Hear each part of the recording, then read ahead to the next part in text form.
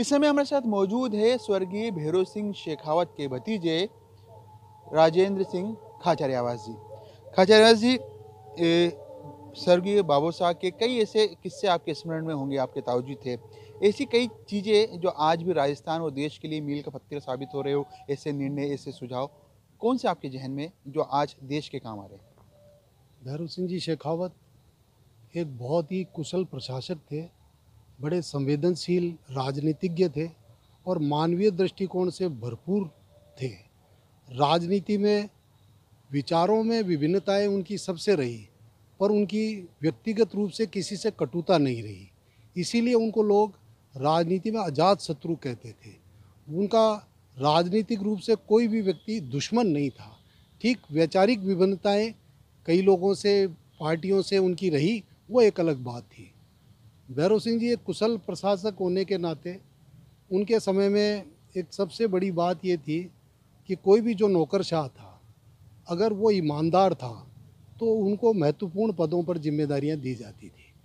उन्होंने अपने प्रशासन के दौरान इस बात का विशेष ध्यान रखा कि कोई व्यक्ति यदि काम करने वाला है और ईमानदार है तो उसको सबसे महत्वपूर्ण, कोई व्यक्ति ईमानदार है चाहे वो काम कम करने वाला है उसको उससे कम महत्वपूर्ण, और भ्रष्ट लोगों को उन्होंने बड़े महत्वपूर्ण पदों से हमेशा अलग रखा है।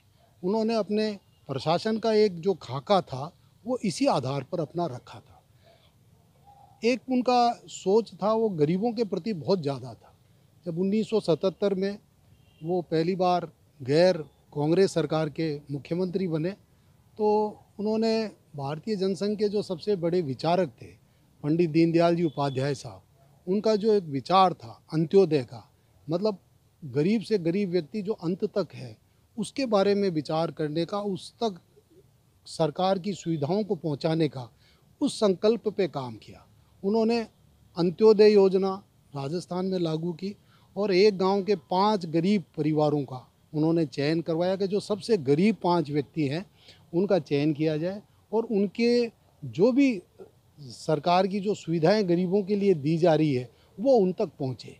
उन्होंने काम के बदले अनाज की योजना जो चालू की थी उसको पूरे देश में सराहा गया था कि जो लोग अकाल के कारण से, बेरोजगारी के कारण से संकट में थे, उन लोगों को ये कहा गया कि गाँव का विकास हो, वो अपने गाँव में काम करें, वृक्षारोपण करें, स्थायी कार्य कराएं, विकास के कार्य कराएं और उसके बदले में सरकार के पास जो अनाज था वो उनके घर तक पहुँचे। कोई भी व्यक्ति भूखा नहीं रहे। उनके मन में ये दर्द था कि हर व्यक्ति के साथ में न्याय हो। ये एक उनका विशेष दृष्टिकोण रहा। इसके अलावा भैरव सिंह जी का ये था कि जो राजनीतिक जो एक आपस की विरोध था वो उनका नहीं था। वो व्यक्तिगत तौर पे यदि किसी उनकी पार्टी का भी कोई कार्यकर्ता है या पार्टी का कोई पदाधिकारी है या दूसरे राजनीतिक दलों के भी कोई पदाधिकारी हैं, उनके प्रति संवेदनशीलता रखते थे, मानवीय दृष्टिकोण रखते थे। उनके सुख दुख में निरंतर अपने साथ उनका जुड़ाव रखते थे और उनके साथ जो भी उनकी समस्या थी उसका समाधान करने का प्रयास करते थे। देश और प्रदेश की राजनीति में भैरव सिंह शेखावत को अगर नाम लिया जाए तो वह राजनीतिक पुरोधा के रूप में पहचाने जाते हैं।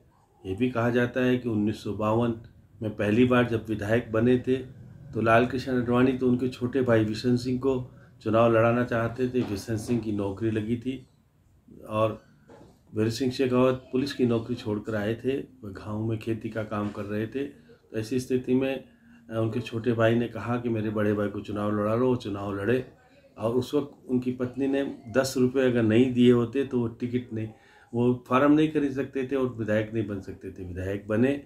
उसके बाद राजनीति में उन्होंने ऐसे आयाम स्थापित किए कि जब वो राज्यसभा के सदस्य थे और जब यहाँ राजस्थान में सरकार गैर कांग्रेसी बनने वाली थी तो उन्हें अटल बिहारी वाजपेयी ने चुना और चुना इसी वक्त में जब वो विधायक नहीं थे। इसके बाद उन्होंने छबड़ा से चुनाव लड़ा, उपचुनाव लड़ा और चुनाव जीते।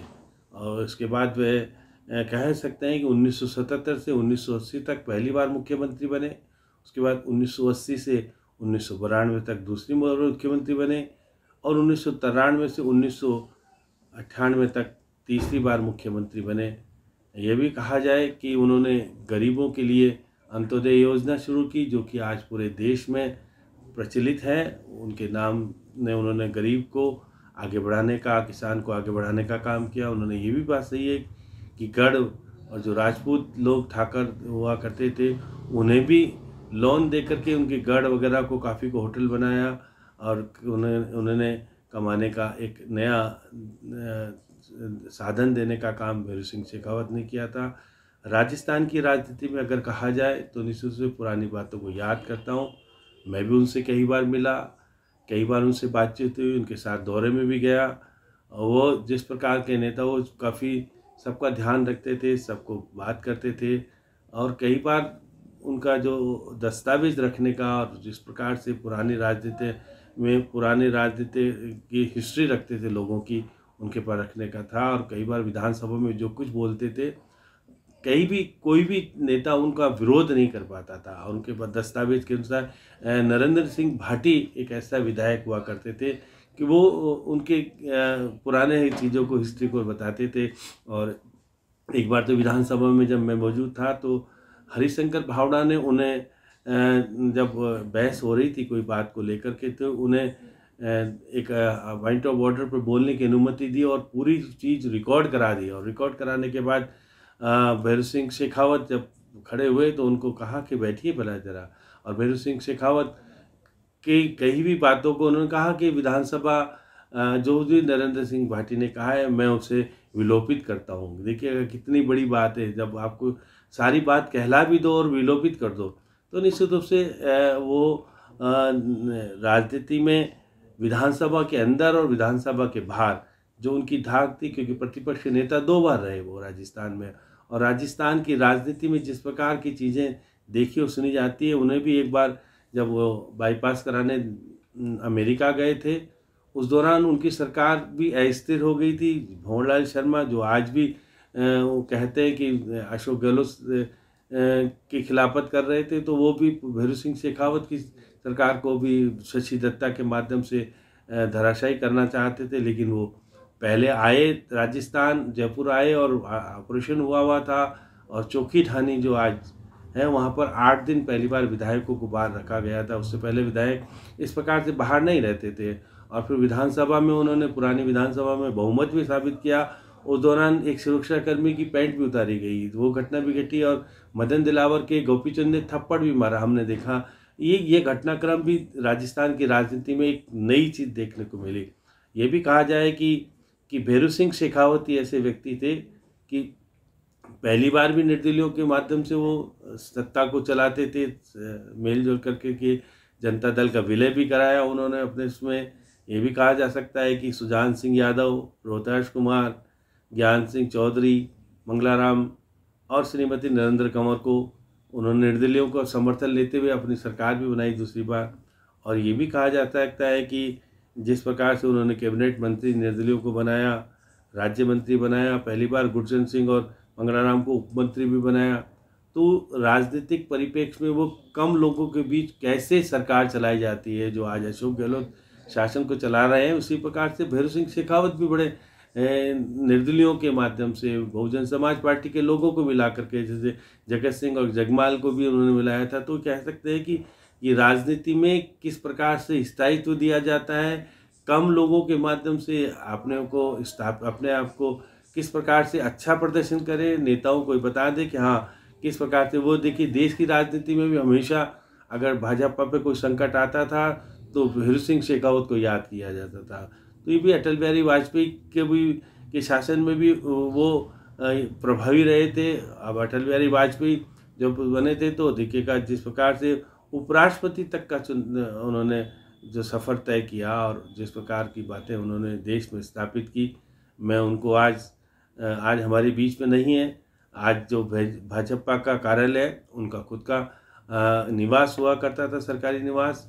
ये भी बात सही है कि आज की राजनीति में उनकी दलीलें दी जाती है, उनके सिद्धांतों को बताया जाता है, नेता के याद करते हैं कि देखिए भैरू सिंह शेखावत इस प्रकार की राजनीति करते थे। आज राजनीति का स्तर ऊंचा और जिस तरह से निम्न स्तर पर गिर गया है, इसलिए हमें राजनीति के सिद्धांतों को जो उन्होंने स्थापित किए उनको अपनाना चाहिए। आज के नेताओं को उनकी जीवनी, इस प्रकार की देन को समझाना चाहिए।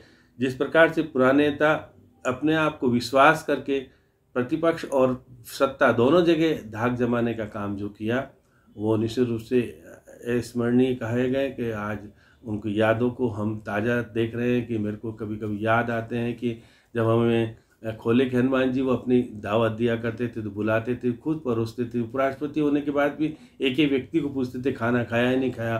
तो एक अलग तरह का उनका रुतबा था, अलग तरह की वो थे। वो अपने कार्यालय में बैठते थे तो ये भी नहीं था कि कोई उनके लंबी कतार होती थी, सीधे कोई आके मिलते थे। कई बार वो उनके देखिए एडवाइज़र कोचर साहब हुआ करते थे। कोचर साहब का कमरा नीचे दिया था। कई बार पत्रकारों से मिलने के लिए अपने कमरे में नहीं जाते थे, नीचे आते थे प्रेस एडवाइज़र के, और साइड में कोठा में बैठ करके खुल करके खूब बात करते थे और बहुत सारी बातें कहते थे। बताइए क्या क्या हो रहा है, क्या चल रहा है। तो राजनीति में पत्रकारों के बीच में एक अहम मुद्दा, अहम चीज़ें कह कर के अपनी बातों को किस प्रकार से हेडलाइन बनवाना, किस प्रकार का खबर देना, किस तरह की बातें करना, जो खुल करके जो चीज़ राजनीति में पहले होती थी अब वो सब कुछ देखने को नहीं मिलती है। तो मैं भी कह सकता हूँ कि राजनेताओं का स्वरूप बदल गया है। पहले राजनेता स्वच्छ छवि और ऐसे हुआ करते थे कि तालमेल रखने वाले, ये मालूम करने वाले होते थे पत्रकारों से कि किस प्रकार का मेरा शासन चल रहा है, किस प्रकार का मुझे शासन करना चाहिए। तो अब नेताओं में इवेंट मैनेजमेंट जो चुनाव में आ गया है, पैसों की राजनीति आ गई है। तो ये अब पुराना लोग पैसों की राजनीति नहीं करते थे, वो निश्चित रूप से लोगों के माध्यम से लोगों को काम करने वाले वो बना करते थे और सारी चीज़ें होती थी। अब वो नहीं है तो उनके सिद्धांतों को याद किया जाता है, उन्हें हम अब श्रद्धांजलि देते हैं। और जो कुछ इस राजस्थान को, देश को दे गए, वो आने वाला कई शताब्दियों तक याद किया जाएगा। भैरू सिंह शेखावत को विधायक के रूप में, मुख्यमंत्री के रूप में, प्रतिपक्ष के नेता के रूप में, उपराष्ट्रपति के रूप में और राष्ट्रपति का चुनाव लड़ने तक का जो सफ़र है, वह एक राजनीतिक का 50 साल का जीवन एक देश में नया आयाम लोगों को देता है, राजनीतिकों को सिखाता है कि वो किस प्रकार से राजनीति के पुरोधा रहे, बाबोसा कहलाए। मतलब युवा से राजनीति शुरू की और बाबोसा बन करके इस देश से चले गए। हम उन्हें श्रद्धांजलि देते हैं।